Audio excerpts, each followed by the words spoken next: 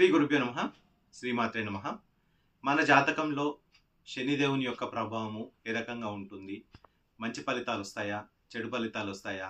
అసలు శని మన జాతకంలో మంచిగా లేనప్పుడు మనము ఎలాంటి లక్షణాలు కనిపిస్తాయి అనేది ఈ వీడియోలో తెలుసుకుందాం. అయితే మొదటగా వీళ్ళు సంఘం నుంచి దూరంగా వెళ్ళిపోవడం అంటే ఒంటరితనాన్ని ఎక్కువగా కోరుకోవటము, మరియు నాకు ఎవరూ లేరు అనేటటువంటి ఒక భావనలోకి వీళ్ళు వెళ్ళటం అనేది జరుగుతుంది. అలాగే కుటుంబ సభ్యులతో కానీ, సన్నిహితులతో కానీ, స్నేహితులతో కానీ, లేదా భార్య తరపు భర్త తరపు బంధువులతో మాట పట్టింపులు రావటము, గొడవలు జరగటము, ఇలాంటి సంఘటనలు జరుగుతూ ఉంటాయి. అలాగే ఆర్థిక పరమైనటువంటి సమస్యలు వీళ్ళను చుట్టుముడతాయి. అంటే అప్పులు ఎక్కువ కావటము, లేదా వీళ్ళు మధ్యలో ఉండి షూరిటీగా ఉండి ఎవరికైనా డబ్బు ఇప్పించినా, లేదా తీసుకున్న ధనము తిరిగి రాకపోవటం, ఇలాంటి సమస్యలు జరుగుతూ ఉంటాయి. వీరికి సంబంధం లేని విషయాలలో వీళ్ళని ఇరికించటము, లేదా కోర్టు కేసులు కానీ, పోలీస్ స్టేషన్ వరకు కానీ వెళ్ళాల్సి రావటం అనేది జరుగుతూ ఉంటుంది. అలాగే చేతికి అంది వస్తుంది అన్న డబ్బు రాకపోవటము, లేదా ఈ పని కంప్లీట్ అవుతుంది అనుకున్న సమయంలో ఆ పని హఠాత్తుగా ఆగిపోవటము, లేదా ఇంటి నిర్మాణం చేపడుతున్న వాళ్ళకి వివిధ రకాల కారణాల వల్ల, అంటే ఈ ఇల్లు కడుతున్నటువంటి కూలీలతో కానీ, ప్లంబర్ కానీ, ఎలక్ట్రీషియన్ ఎవరితోనో ఏదో ఒక చిన్న మిస్అండర్స్టాండింగ్ వచ్చి అక్కడ పని ఆగిపోవటము. అలాగే వీరు ఉంటున్నటువంటి ప్రదేశంలో నెగిటివిటీ ఎక్కువగా ఉండటము, అంటే ఇంట్లోకి రావటానికే చిరాకు పడటము, లేదా ఎవరైనా మాట్లాడిన వాళ్ళతో చిరాకుగా మాట్లాడడం, అసలు మాట్లాడకుండా ఉండటము. కొన్నిసార్లు వీళ్ళు ఫోన్ కూడా అటెండ్ చేయకుండా ఉండటం, అంటే ఎన్నిసార్లు ఫోన్ చేసినా వాళ్ళు ఫోన్ కూడా ఎత్తనటువంటి పరిస్థితులు కొంతమందిలో మనము చూస్తూ ఉంటాము.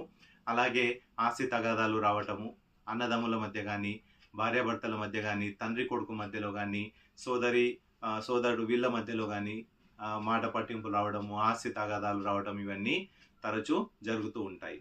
అయితే దీనికి భయపడాల్సినటువంటి అవసరము ఏమీ ఉండదు. శని భగవానుడు ఎప్పుడూ కూడా జీవితంలో మనకు క్రమశిక్షణని నేర్పటము, మనల్ని ఒక సరి అయిన మార్గంలో నడిపించటం అనేది శని భగవాను యొక్క కర్తవ్యం.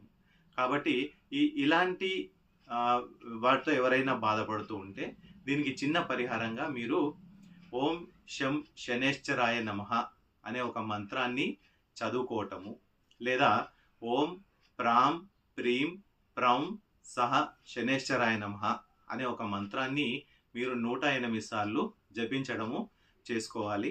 అలాగే నువ్వుల నూనెతో దీపాన్ని వెలిగించటము చేయండి.